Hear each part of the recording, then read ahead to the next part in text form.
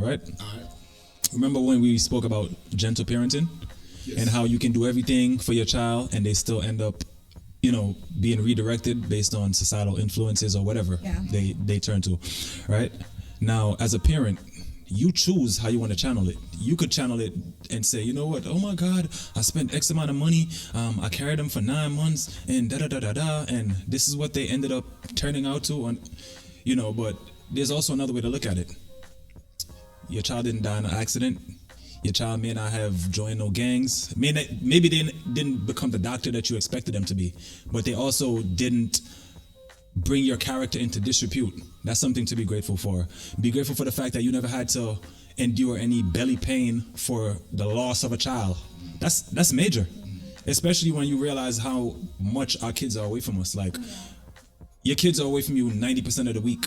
School, road, whatever they're doing. So there's so much things that could happen. So if you're grateful for the fact that God spared your life to actually live to see your child grow up and become an adult, you're gonna feel bad about the fact that they didn't turn out to be someone who you thought would have been in the medical field or been Mr. Jacket and Tie lawyer or whatever. Yeah, but they still didn't turn out too bad. And there's always you could still start at any point. They may come to their realization or reality check at 30, and then they become and then they become successful or whatever. Some people start late. So it still boils down to, you can choose as a parent to focus on, they owe me, they're indebted to me, y'all didn't become what I thought y'all was going to be, I invested X amount of money. Or you could say, I did what I was supposed to do, I'm not looking for a payback. You made a decision to become who you are or whatever. I'm grateful that nothing happened while you were on my watch. You determine how you want to leap forward from here. I'm here to support you if you're going to do something positive, and if you're not, you could think of it like that. So that takes the pressure off of you as a parent from feeling like you failed or you're a failure. Like, when you reflect and you know that you do what you were supposed to do, they didn't take the lesson, you know what I'm saying, or they missed the lesson for whatever reason. You don't have that guilt trip, because that guilt trip could lead to you feeling stressed out, you comparing your child, how they turn out to your friend, and you used to feel like your child was better than your friends, and it takes all that nonsensical thought processes out of your mindset. So it really boils down to what you said, mindset, and how you choose to approach it. Not how you approach it, but how you choose to approach it. Because you can choose to stay in that trapped mindset, feeling like, a failure, feeling like you did this and wondering why your kid didn't do this. Or you could say, you know what, I did my best. My best is all I have to give. I'm going to live my life. That's like simple. A key benefit too. Mm-hmm. Like, cause that mindset switch can help you improve a relationship. Yeah. Just by being grateful. Mm-hmm. Just by showing gratitude for what you do have. It can help you build a positive relationship with your child, mm-hmm. like you say, with a coworker, with a friend, with a family, with your spouse, with yourself. Just showing that gratitude towards like, well, I don't like this, but I like this.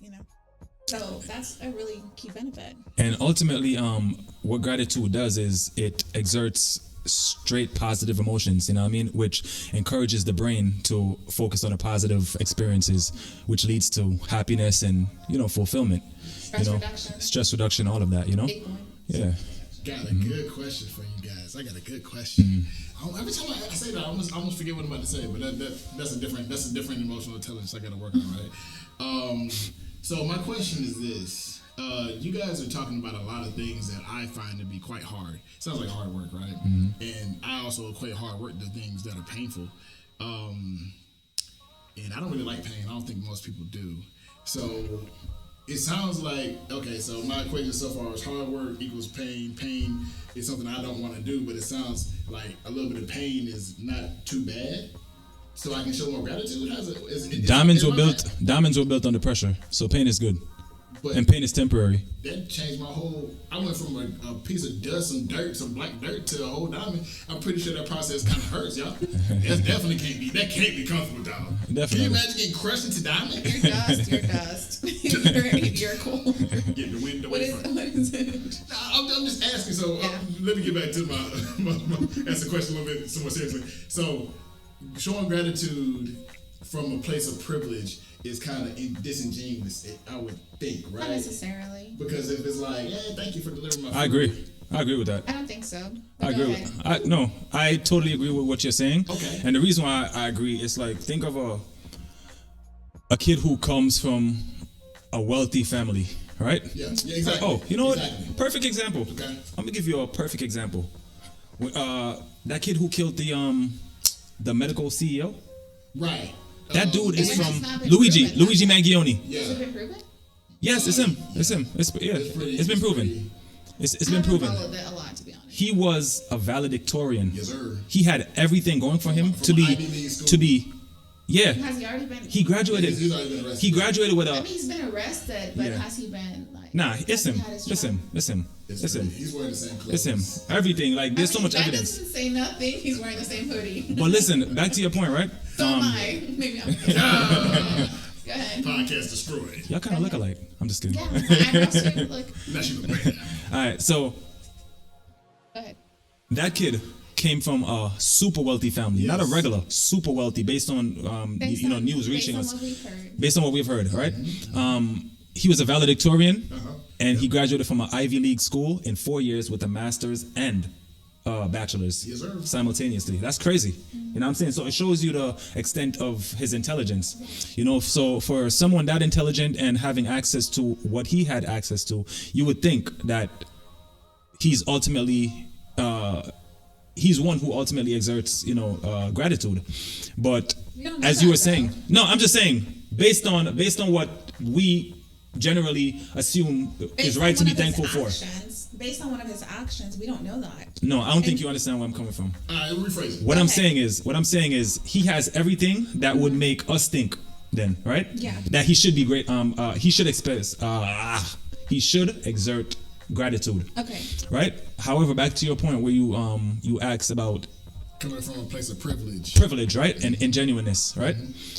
His gratitude wouldn't be ingenuine because he was born into that, probably. So he's used to that. So where we would be super thankful to have that to our leverage, because we may think of so many things we can do if we had the wealth of our parents and the support and the financial backing or whatever. There's so much things that we would say right now that we could do, but him actually having it, he may not view it the same way. It's like, I have it. Ain't no way I can fail. I can mess up as much as I want, because there's no way for me to ever be in a financial situation just based on my background. So he's probably thinking from a place of entitlement, which means his gratitude would somewhat be ingenuine because he doesn't yearn for it. He doesn't yearn for anything. It's more so a given. When you yearn for something, it gives you that much more, like you're more grateful for that. Like think about a job. Think about a job you want. What I was going to say on that was it depends on the need. That's all I was going to say. That I disagree because they might have privilege for you. Why the attitude, in though? comparison to Why the attitude, Annie? No attitude. It's my Latina coming out and my woman side. Yeah, I'm just kidding. So I was saying, like, the reason I said I disagree with that is because it depends on the need. So some people. But you got everything. Do you really though? Do money, we know that? Money is a huge impact.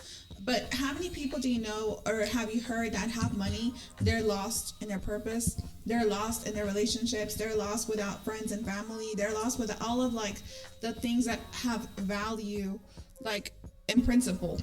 So the success, it sounds like you're making it seem like success makes you weak and like being poor makes you strong. No, like, what's the deal? What I'm saying is that I have met people that are in a better situation financially than me, even like as a teenager. The type of jobs that my dad had for me growing up, we were involved with a lot of people that had better lifestyles than us. My dad had the money, he just didn't care for the lifestyle. He cared more for like the experiences and blowing it and spending it. And a lot of other people that we were involved with, they had the lifestyles. And I met a lot of people that were grateful for things that we had that they did not have. I wanted what they had, so I'd be like, oh, this is amazing. They wanted what I had. Correct. And so it just depends on the situation. So that doesn't mean like if you have money, you're not grateful, if you or you're going to be more grateful, or if you don't. It does not matter. I think it does not matter. I think it depends on the individual situation and the need. So if you need a pen and you do not have the pen and you get it, you're grateful. You're gonna be like, I'm so grateful for this pen. I really needed it. You know what? I must say, that's a different perspective, and I respect that perspective. I need that pen and you need this paper. So we both, So we could break the pen depends and you get. I'm just kidding. But listen, I can definitely concur with some of what you said because it gives a different perspective. But also think about a celebrity. We look at them and we want to be a celebrity, right? But they probably looking at us and I wish I could just walk on the road without being attacked. So you're right to an extent. So it's just a different perspective. So the gratitude comes, being thankful and being grateful is like for what you currently have, and then also appreciating some of the things that sometimes you don't have. Like you can be a celebrity, but you don't have privacy. Now people like any little thing they can convert it through AI into something negative. They can put your face on a nude, and post it and sell it, and like or everything is just super public for you. Like you can't even express your own thoughts because now you can get canceled. Wait, I thought this was Thoughtsexpressedtv. This is Thoughtsexpressedtv. It is, and that's why we're expressing our thoughts about the matter. Yeah. So and so like you can be grateful for not having that. Like I don't have to deal with that. So okay, I have to deal with Johnny Joe down the road trying to knock up on my door. So back to my broke scenario where I got $10 in a broke car. So I'm gonna see if I can find some gratefulness. All right. So I have my privacy because I can't afford to be a celebrity, right? So that's cool. You know what I'm saying? Everybody ain't gonna know I'm broke. Just y'all two know I'm broke, right? Yeah. That's cool. So that's not too bad. Let me think. I guess I'm gonna just have to I'm gonna anchor into that one thought that I don't have the problems of celebrity and fame, and that's not too bad. But I do want to focus on that one thing though about the painful part, right? Because like I said, I'm in pain, and you guys are saying the lady she sold milk and cereal to get more bread. You know what I'm saying? Like I'm trying to figure out how. Because when you got a lot of pain going on, your brain's kind of foggy. Yeah. You know what I'm saying? The phrase that you said earlier kind of translates to I'm sick and tired of being sick and tired, right? What phrase? You're something about strength. Oh, when you're strong, and that's the only option you have. Yeah, when you're strong, the only option you have. Yeah. So I am quite sick and tired of being sick and tired, but bruh, I'm still struggling. I mean, like I said, I'm finding gratefulness based off of what you're saying. I can find something to be, to anchor into and be happy about. At least it's not that bad, right? There's a lot of people have it worse. But I think a lot of people don't get a lot of strength from, man, it's not that bad.